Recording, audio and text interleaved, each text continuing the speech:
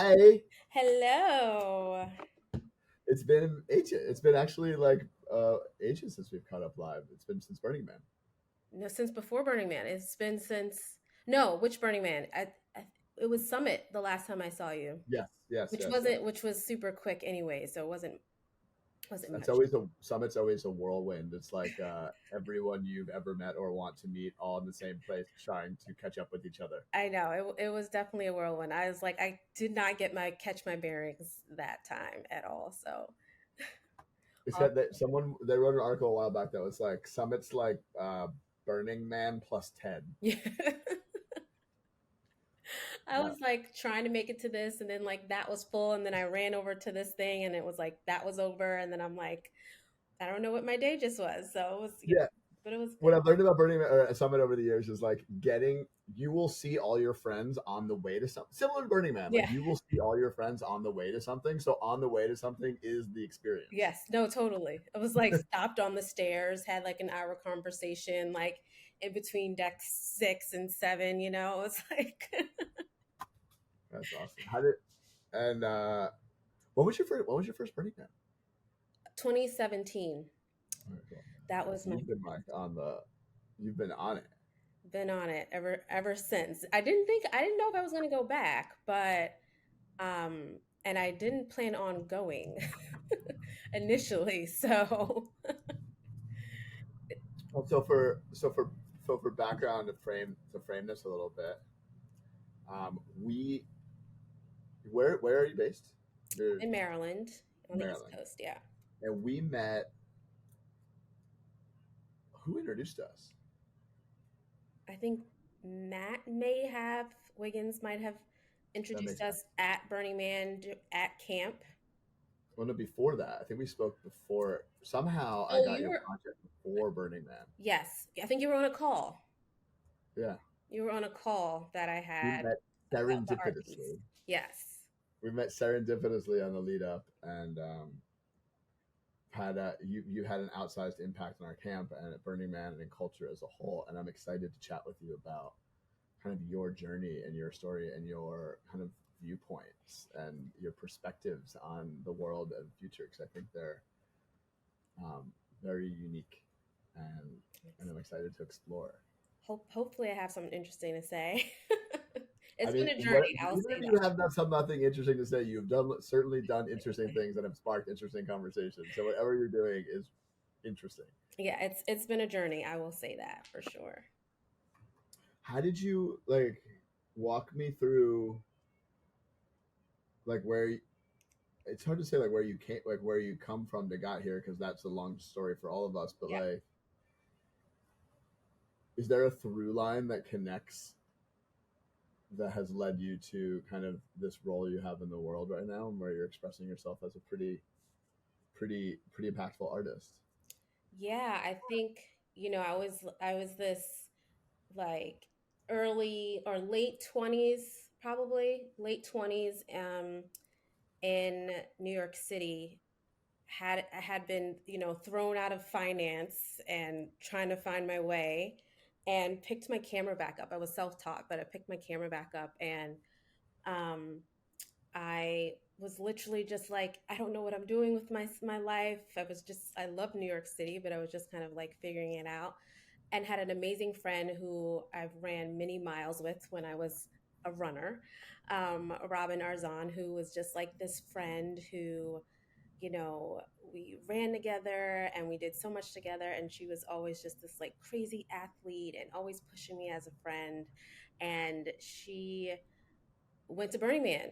And I was like, I have no clue what that is. And I started to hear people just randomly mention Burning Man after she did, of course. So after like she went, Yeah, and that's how it happens. It's like someone mentions it, and then all of a sudden, with you're, anything interesting, like you hear it once, and then all of a sudden, it's like in your field. I mean, in my field, like I'm at a random event in a line for food, and someone mentions Burning Man, and um, and I was not interested in it at all.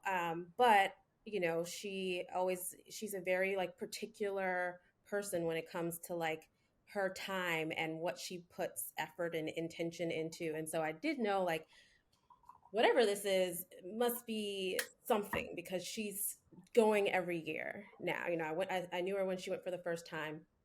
And so, like, fast forward 7 years later, she calls me and she's like, "You're going to Burning Man." And I'm like, um, you know, Wow, it was 7 years between when you first heard about it and when you first went. yep, yep. She was a 7 year burner by then. I didn't even think about it. I mean, she would mention it, but she wouldn't really say much, you know.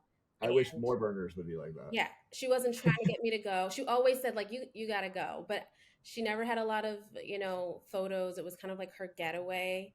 So I knew very little and I didn't research it. And I would just like, okay, yeah, okay.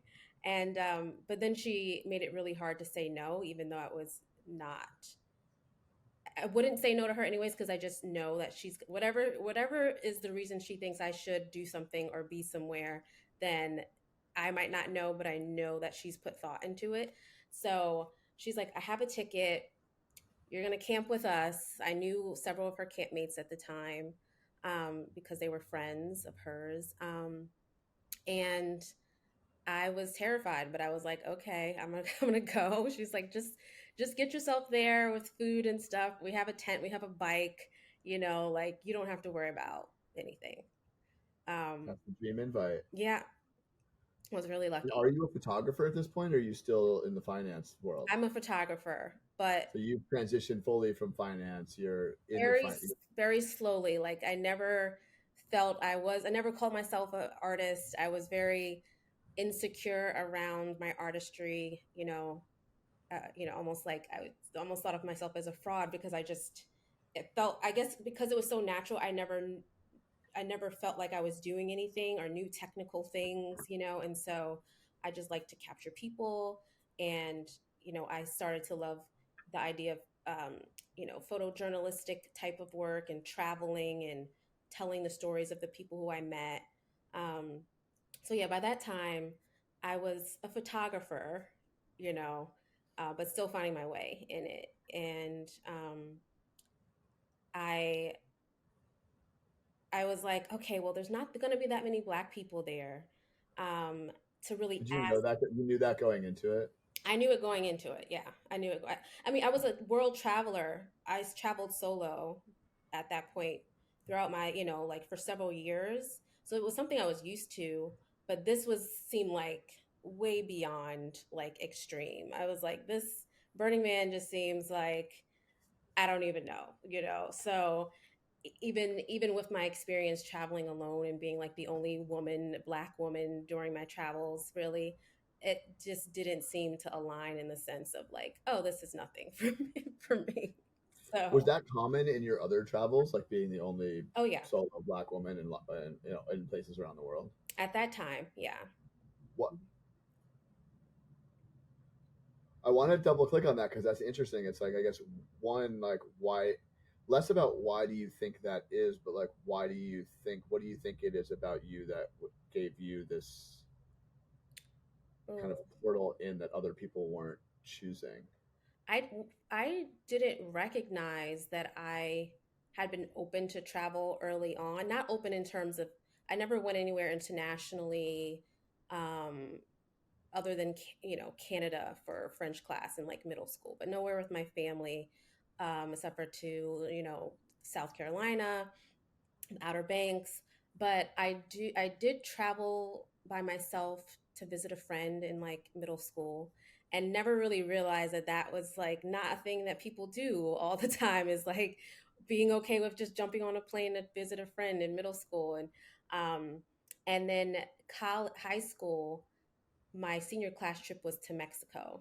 It was a wild trip, but it definitely opened me up to just like the beauty of, even though it was Cancun, I haven't been since, but it just hadn't seen water that beautiful, and I just hadn't experienced that. And I think because of that, it opened my eyes. And then the people that I was attracting into my life were also interested in travel and open to travel. And so I traveled during college um, and just didn't want to stop. And once I went And often international, solo.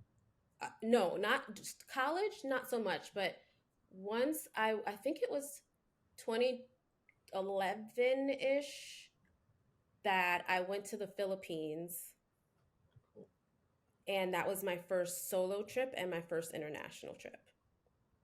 And then it was, that was it.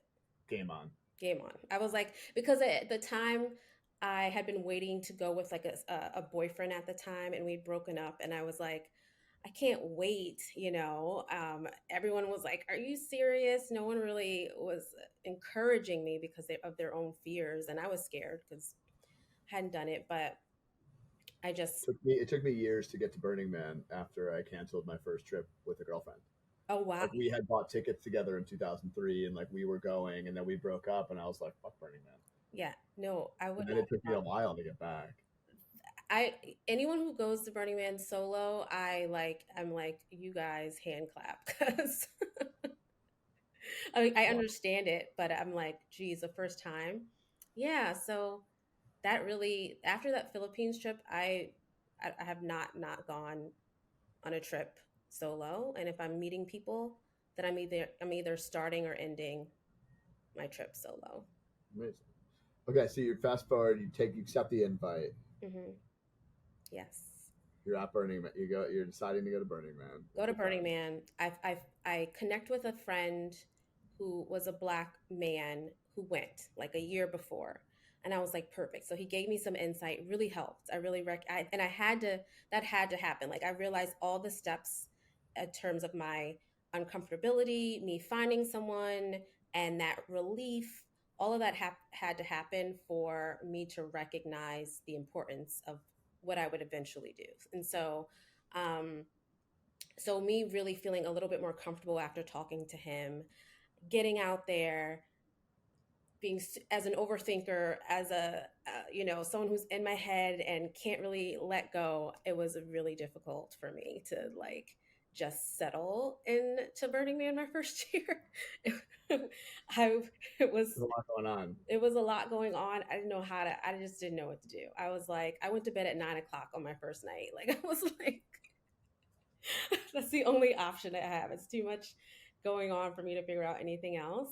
And so, but it was also beautiful and magical. I just didn't have the words to really understand what I felt and how to explain it.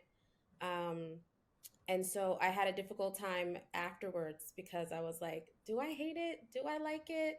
Will I go back? I have no clue how I feel about this thing. But then also, this is something that as a traveler I know is unique enough that more people should know about it, and specifically people who look like me, black people should know about it. Yeah, I mean, we must have had such a radically different first experience of Burning Man because I showed up and I was like, oh, here's 70,000 people that look like me.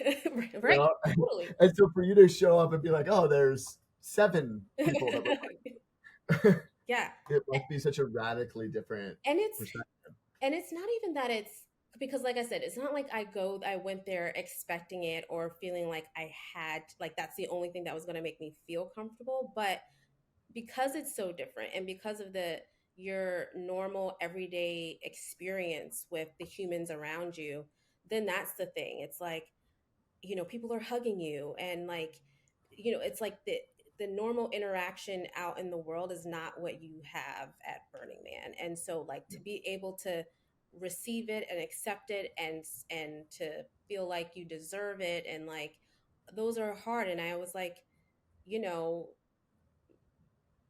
we deserve this type of feeling. We deserve to feel the magic, and we deserve to make that decision based off of like wanting to go or not because it feels like we're not supposed to go.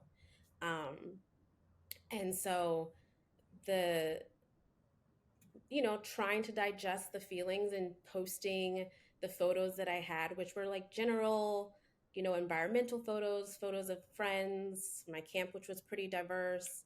Um, People started to really reach out and voice their interest in wanting to know more, or voice that they've known about Burning Man and didn't know that black people were out there, or that they were welcomed, or that they were allowed.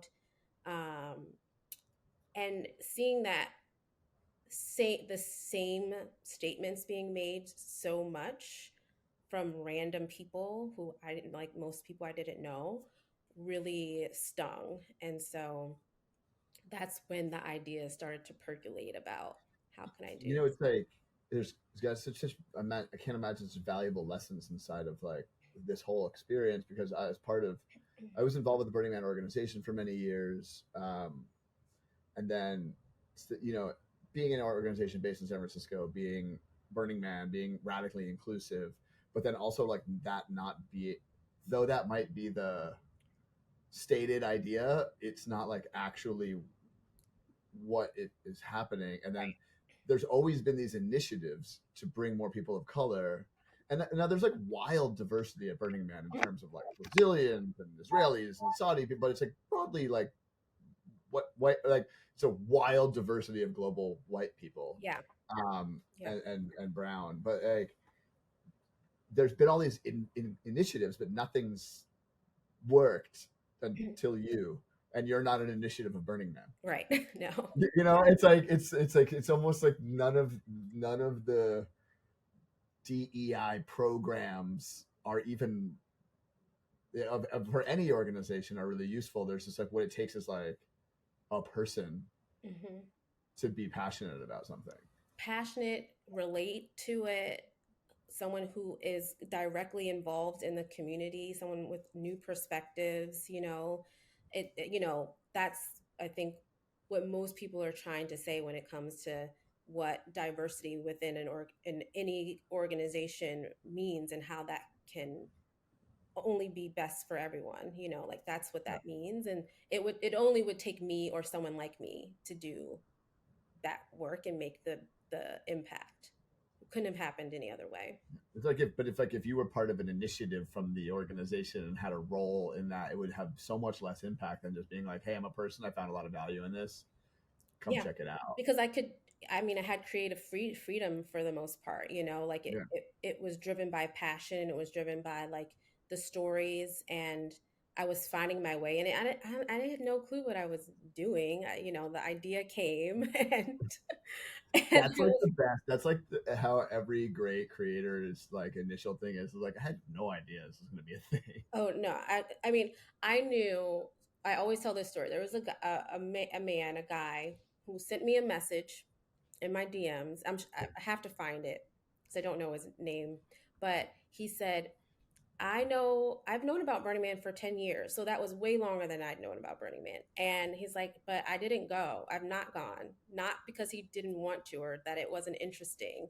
It was like something he had in his back pocket that was always interesting, but he didn't go because he didn't think that he was invited or that he was welcomed. And I was like, damn it, I don't even know how I feel about this freaking thing. But I felt really sad. I was like, that just should not be, because we know, you like, I didn't know at the time, but now I know what Burning Man can, what the experience of it can bring to your life and how it can expand you. And so I thought, like, if he had done this 10 years prior, who would he be? Like, who would he know? What would have expanded in his life and his mind and his heart? Like, how would that have like actually impacted him, and then obviously the world, because he would be walking in the world in a different space versus having to make that decision because he didn't feel safe or welcomed.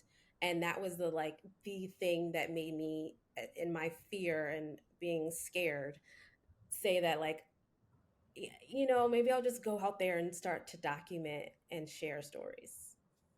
And Because that's what got you to feel comfortable and right, by hearing which is someone share.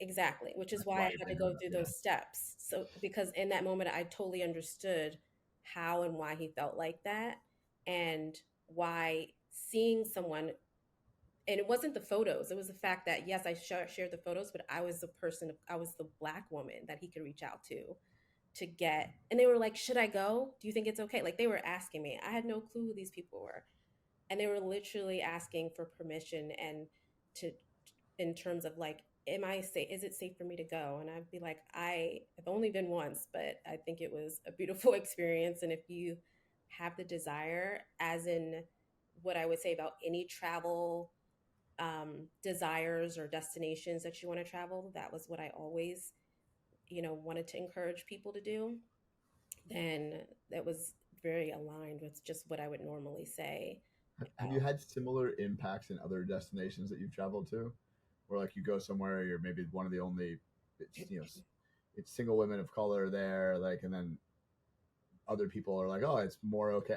Is that kind of a trajectory that you think you're I like a Not that I've noticed. Like I've definitely shared, like that's part of, what I share on my travels. And so yeah. talking about my travels was basically, I never saw it as, and maybe I did. I just didn't recognize it.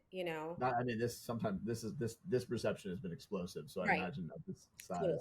But yeah, I mean, me talking about travel was also about people asking me more questions and being Yeah, like, solo traveler, can I do it? And encouraging people to. yeah.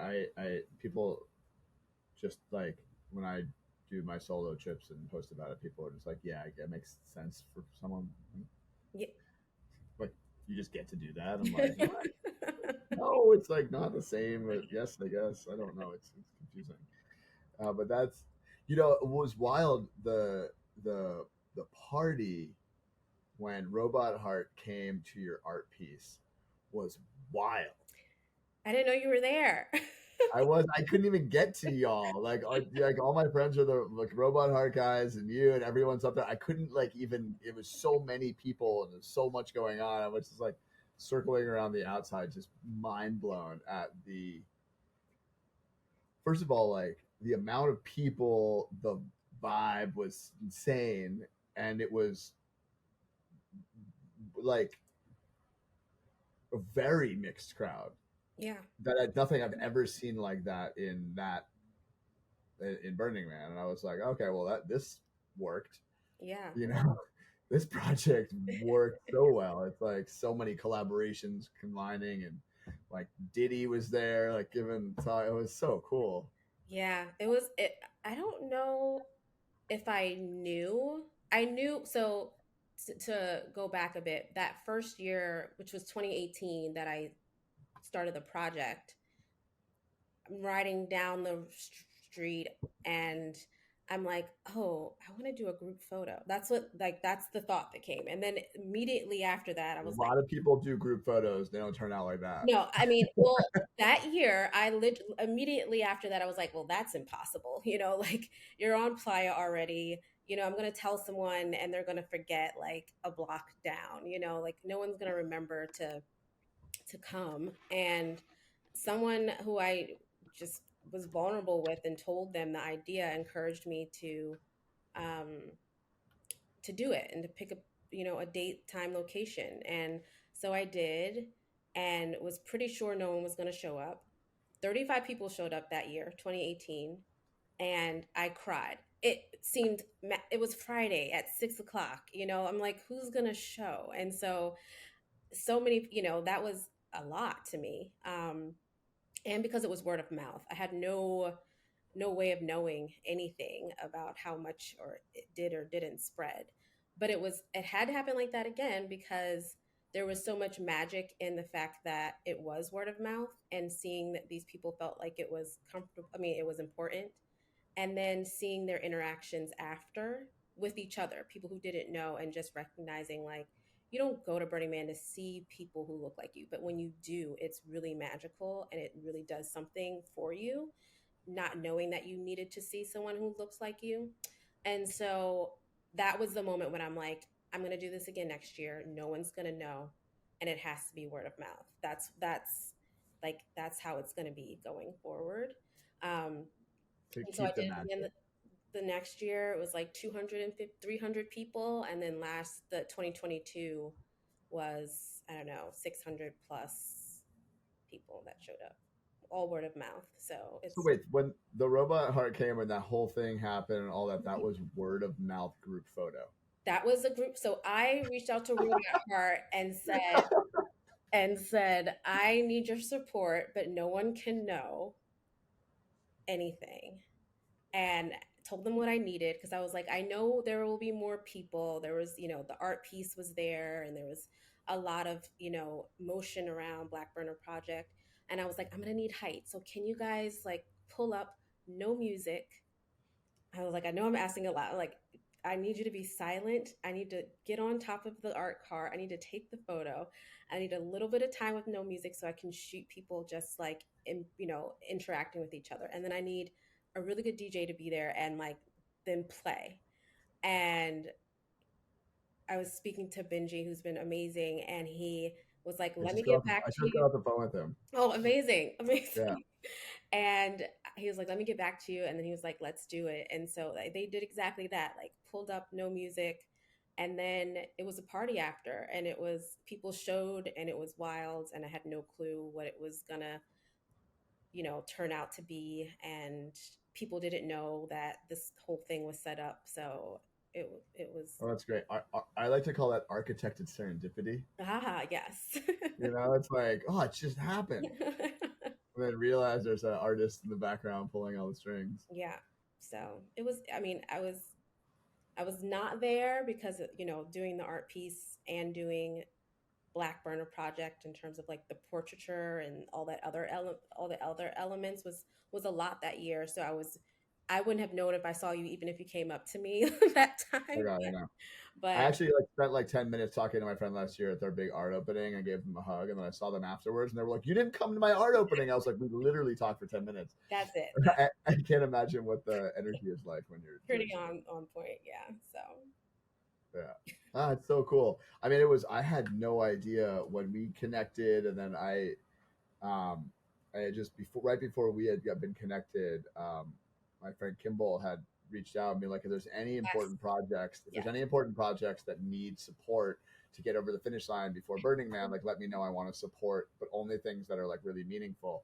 And we were connected a few hours later. And I was like, Kimball, these people, and I really didn't know. I just was like, I sounds awesome. I have no. It's not like my world. I have no idea, but it sounds awesome. And then to see what it ended up turning into was like, wow, that's really just trusting your intuition on if something is impactful. Really, sometimes I is appreciate that. I mean, that support I was had no so idea. needed. And, like doing art for the first time is wild and everything that goes into it. And so the support and anyone who had any kind of like encouragement or a sidebar with someone else who's like that, it all made it happen. So cool. I mean, I put it all. It's a community, right? It's like a community, like all bringing diverse pieces together. It's so cool. Yeah. I love people who are like, I want to support good things. Tell me about good things. No strings attached. It's like, okay, that's a unique state in life to be in. And I think more. I actually was talking to Benji about the Robot Heart residency, Yes. and how we can do some really interesting content around patronage Mm, and the importance of patronage in the current era, um, for culture and art and community and identity and all the things that yeah. are kind of shifting and changing. I like that. That I was at the residency and it was so good. I was there for one of the weekends. I forget which one, and was able to speak and um Awesome. yeah. I'm so used to sharing other people's stories, so I'm getting used to and enjoying, sharing mine now. But I mean, it's so fast. You've been speaking a lot. You've been on podcasts. You've been speak. It's cool. I mean, I think for me, what was the most inspiring is kind of the whole, like, again, it's like you've you've achieved a goal that wasn't your goal that other people have been working on. Mm, And I think that there's a lesson that's deeply applicable across, like, first of all, Burning Man is Burning Man, but it's like just a thing that's a great right. petri dish for learning for the rest of the world. And I think there's something really interesting that for people to take away and learn in the world, that these like corporate initiatives aren't like the way. Right. They're not.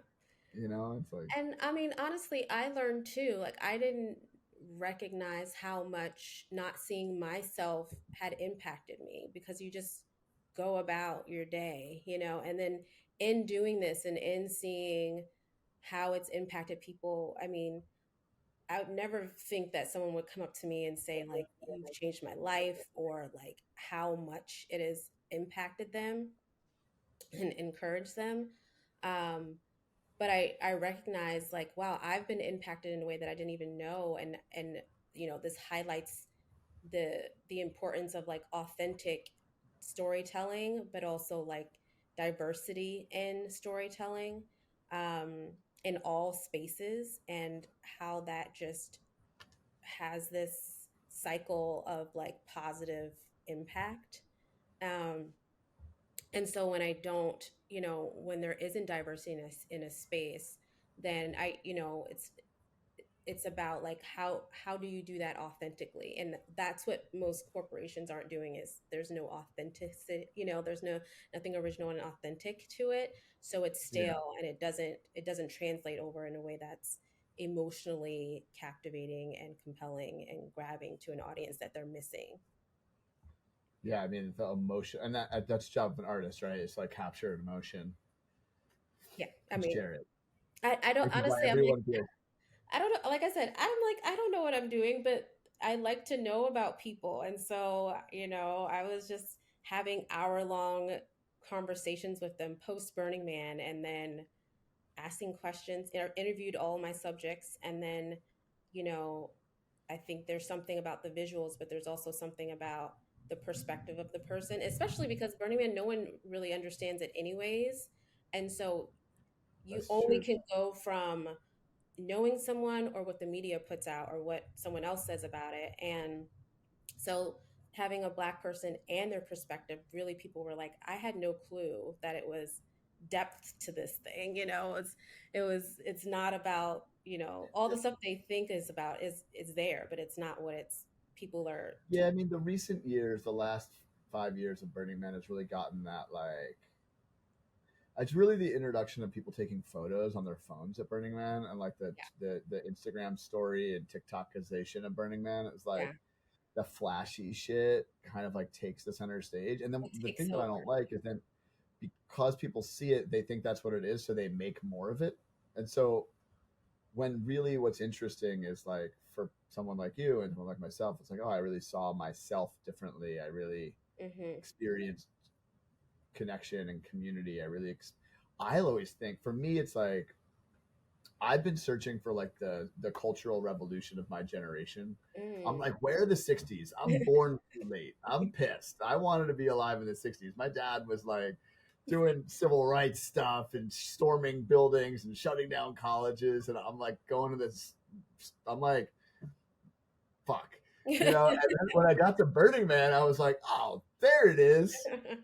Like there's the spirit of like we could do it differently, like it's we can, and I'm like, Hmm. it's alive, like it didn't die with you know the AIDS crisis in the Yeah. 80s, like it's like very alive, um and so that's what, but then everyone's like that, but then we see that like deep Americanization of things where it becomes like a status symbol, a Mm. symbol of like wealth and power for like the elites. Yeah. And like the thing that makes me feel okay about it is like a lot of the billionaires and like the top 10 wealthiest people in the world that go to Burning Man like have been going for 30 years and Mhm. were not that when they started. It's not Right.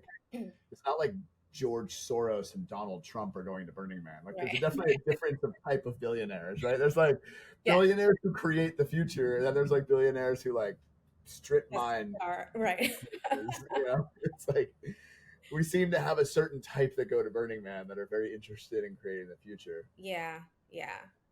And I think that's the power of storytelling is like, I mean, I've done over like a close to 100 interviews, and it's like people are able to see like, oh, this person's an artist, and oh, this person's a teacher, or oh, this person's this, and or maybe they're in tech, but it's like, there's such a wide range of who is at Burning Man, and you only get the masses have only seen like a small, like a focus on a small few. And so I'm like, there's you, and also, unless you're intentionally trying to pay attention to it and making it a thing, and you're around the people. I'm not in tech, so I have absolutely no clue who I'm standing next to, and I'm Yeah. not around billionaires all the time. So I would have absolutely no clue because that's not what like Nor most does it matter there.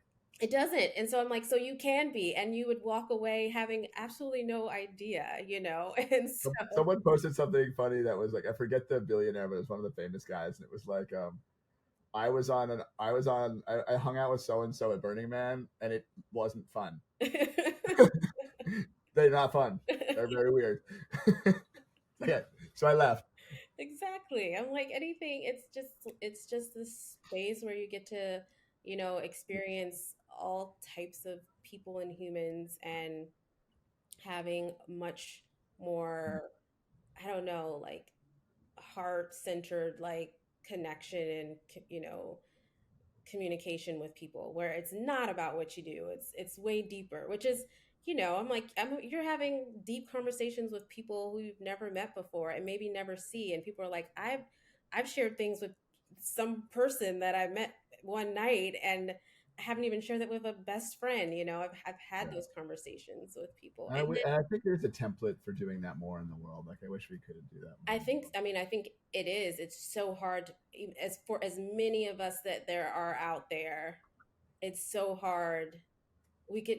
I mean, burners in general could obviously change the world, but it's so hard when like the masses are not, and trying to, which is why it's so hard to acclimate back in I the mean, world after. but it's like no, but like here's the thing about Burning Man that I think is interesting, that I think I'm starting to write about, and kind of a lot of the conversations I'm having are about, is like Burning Man's a closed container, right? Like, we all have an identity there. Like, we're citizens of Black Rock City. We're part of this thing. We do this stuff. We all struggled really hard to get there, whether it was building shit or whatever. Like, travels long. Anyway, we've gone through something together, and we have shared identity. Hmm.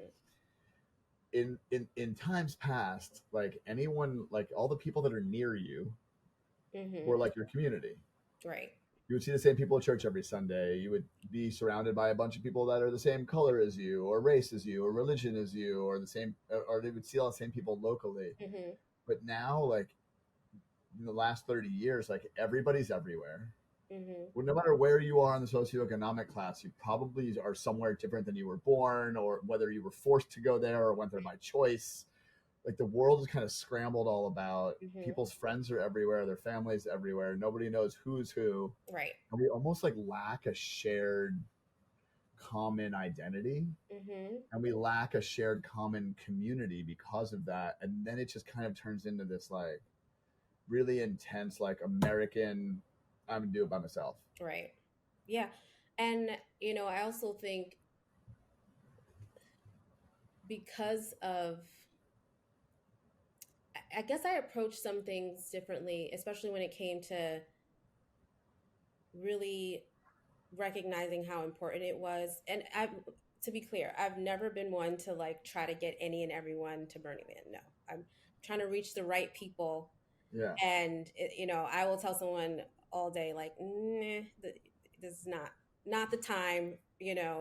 Um, but I did also recognize, like, especially having a brother and cousins, like Black men have to show up in the world like so different and so don't get to be themselves, or they don't know themselves. And so being able to go to Burning Man, where I think everyone gets a chance to shed a bit of their masks, having to show up at home or in friend groups and having to put on a face or a persona because you don't want to tell them you're friends with so and so, or that you like this, or whatever it might be, or you're more sensitive than they know, like all these things you get to like release there. And I it's really special to see like Black men be able to like release that and then also receive love from people. Like I love it when I get to watch men hug each other out there and like feel good about it. And like, because even for me, I'm not like super affectionate, but someone will hug you, and you've hugged people, but like people will know you need a hug out there. And Yeah. they'll embrace you and they'll hold you. And I'm like, how do they know? Like I didn't even know.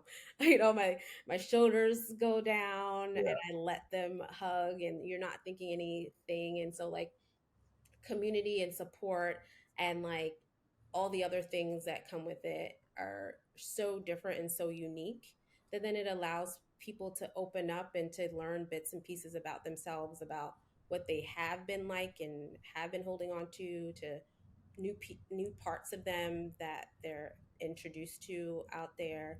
And that only happens because I think everyone is the majority of people are on the same kind of like plane of like love and energy and like mindset, which doesn't happen in that way out here. Yeah, I mean, it's certainly not like the status quo operating feature of the streets of Manhattan. No. Not been my experience directly. Although, Matt's brother Charlie, many years ago when I was living in New York, he was like, "Do you want to have a radically different experience in New York City?" I was like, "Yeah, I would love that." He was like, "Walk down the street, look people in the eyes, smile at them, and say hi." He was like, and people will like respond to it. They'll be like, they like get like, "What are you doing looking at me?" And then all of a sudden they're like, "Oh wait, hi!"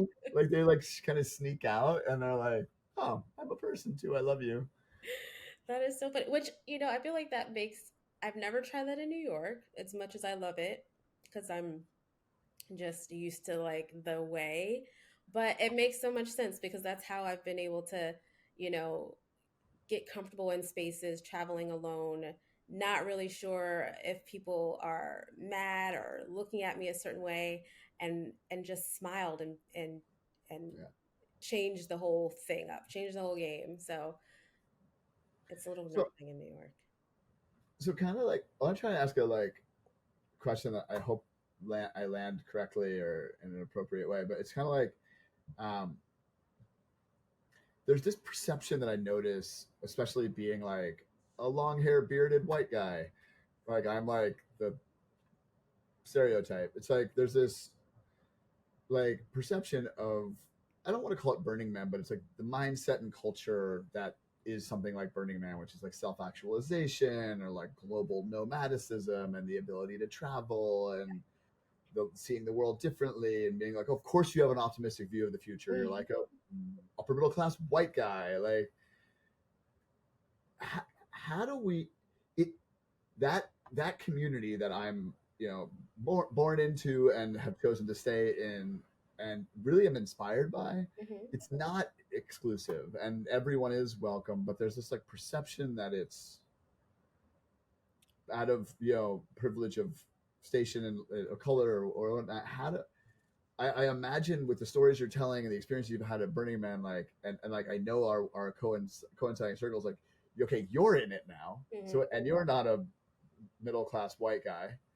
How do we make it feel more inclusive? How do we onboard? Because it feels like this story that's emerging out of Burning Man and out of Summit and out of these things, it's like it's inspiring, and it's a lot of the other stories I'm hearing are fear based. Yeah.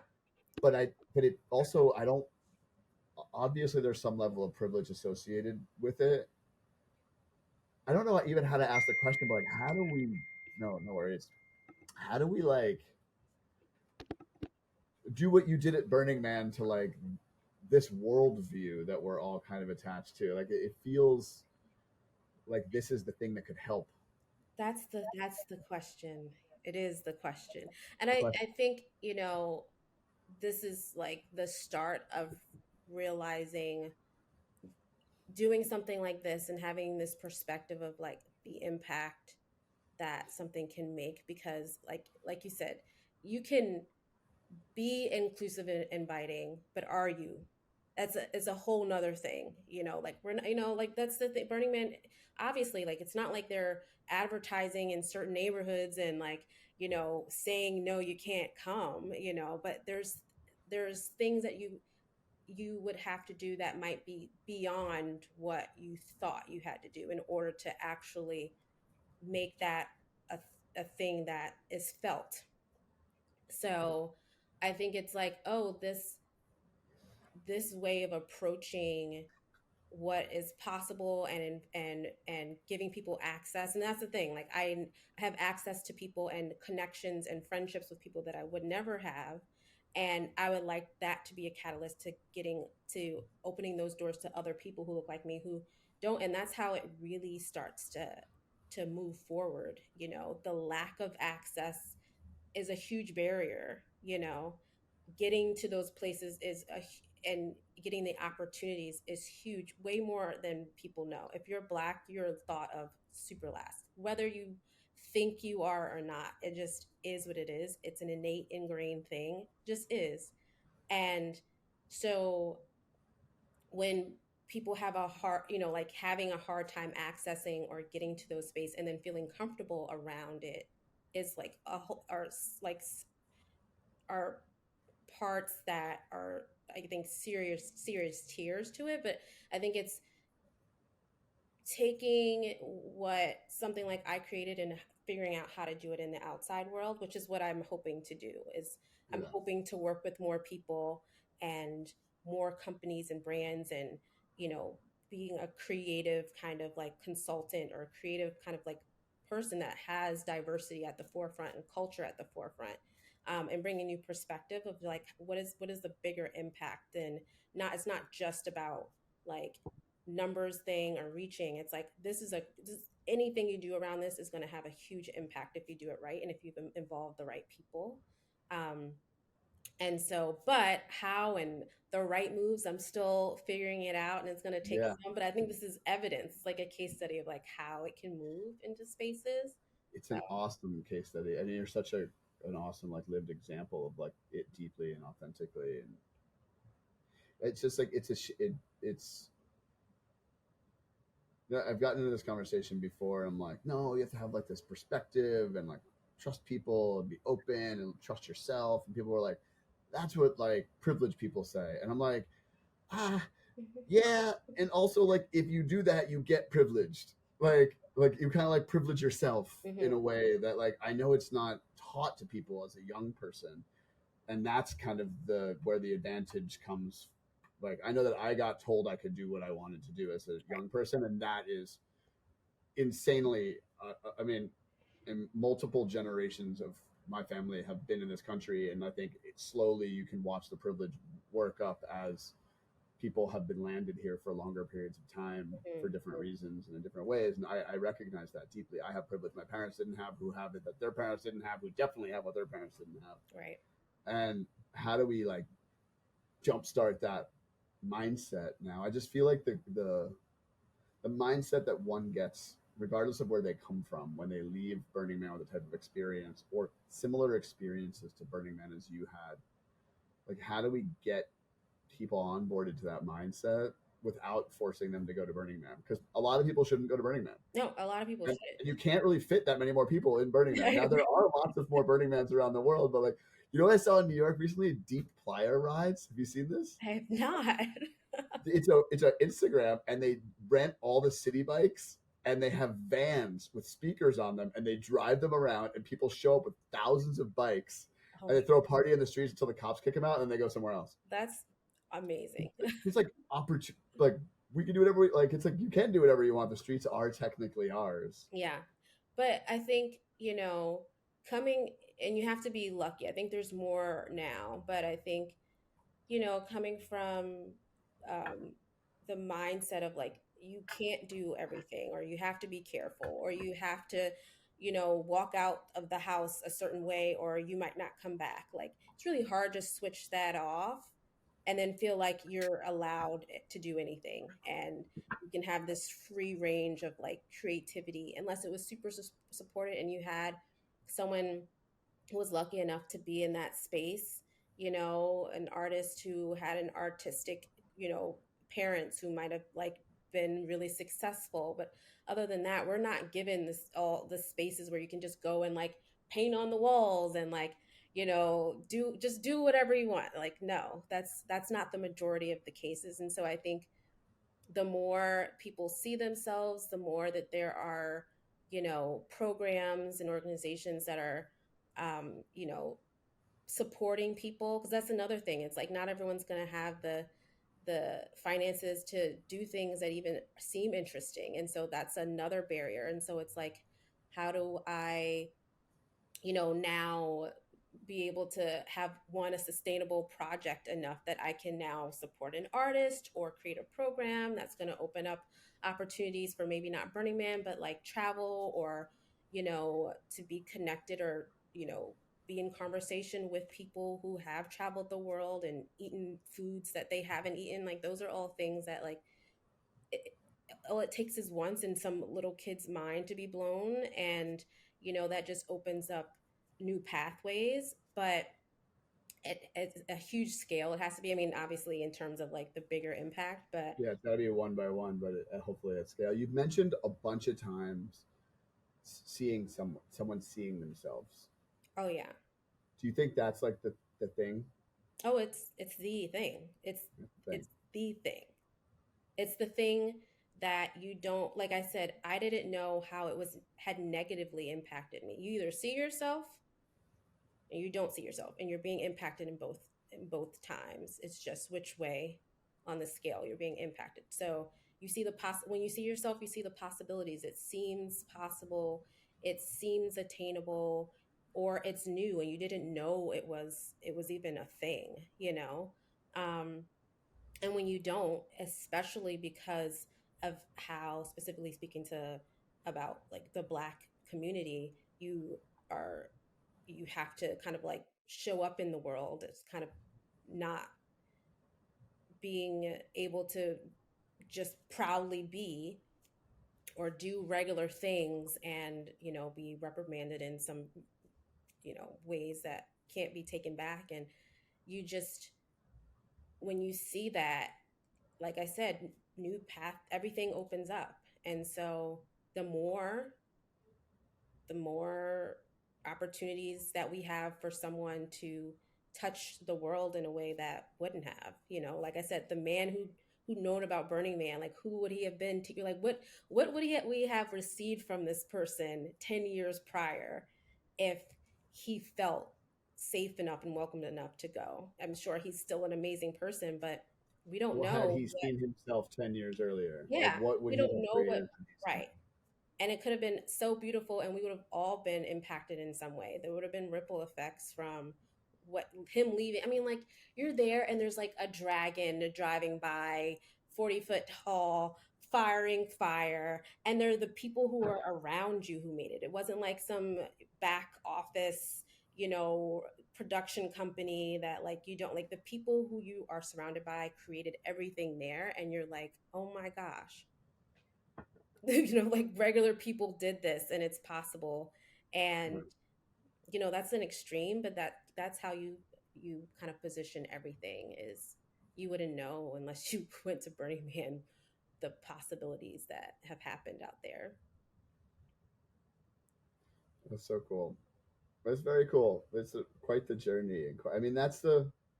I love the mission. I mean, how can I and we and people who watch my stuff and support, how can we kind of like help? Oh, What's the best way?